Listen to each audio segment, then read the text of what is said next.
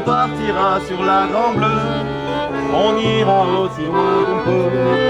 J'aimerais bien voir Syracuse, la nonchalante. En fin de journée, à Promenade du Pérou, la lumière devient spectacle. Le soleil décline lentement derrière les arches. La pierre s'embrase d'or et d'ombre. La ville change de rythme. Le groupe est déjà là. Il joue. Les accords s'élèvent naturellement, comme s'ils avaient toujours fait partie du paysage. La basse installe une pulsation régulière. La guitare dessine l'espace. Les voix traversent l'air du soir avec sincérité. Peu à peu, les passants ralentissent. Un regard se tourne, un pas s'arrête. Un cercle se forme sans qu'on le décide vraiment.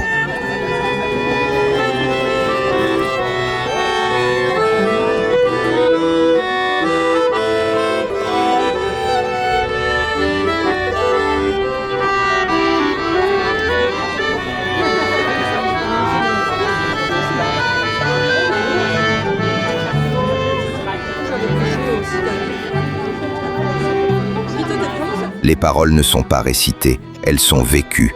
Elles sortent du cœur, sans filtre. Elles parlent à ceux qui écoutent, même à ceux qui ne comprennent pas chaque mot. Je t'ai pas vu le rêve que j'avais. Des mondes qui les entourent, ils vont, ils viennent, ils traînent. Parle fort, ils parlent pas, ils entourent des Carmen.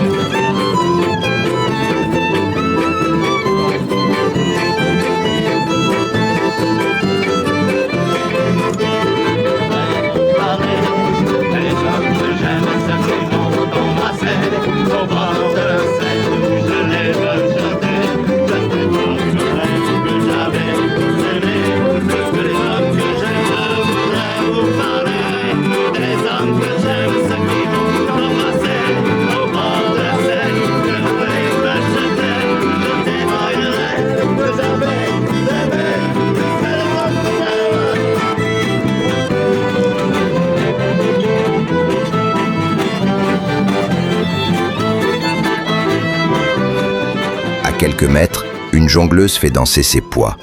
Les cercles tournent, s'entrecroisent, dessinent des figures dans l'air du crépuscule. Son mouvement épouse le rythme du groupe.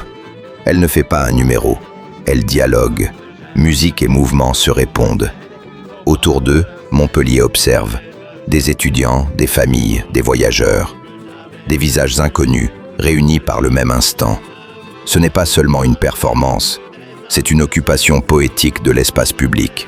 Un rappel discret que la culture n'a pas toujours besoin de murs, qu'elle peut surgir là où on ne l'attend pas, et transformer une fin de journée ordinaire en souvenir collectif. À la promenade du Pérou ce soir, la musique n'a pas seulement accompagné le coucher de soleil, elle l'a habité.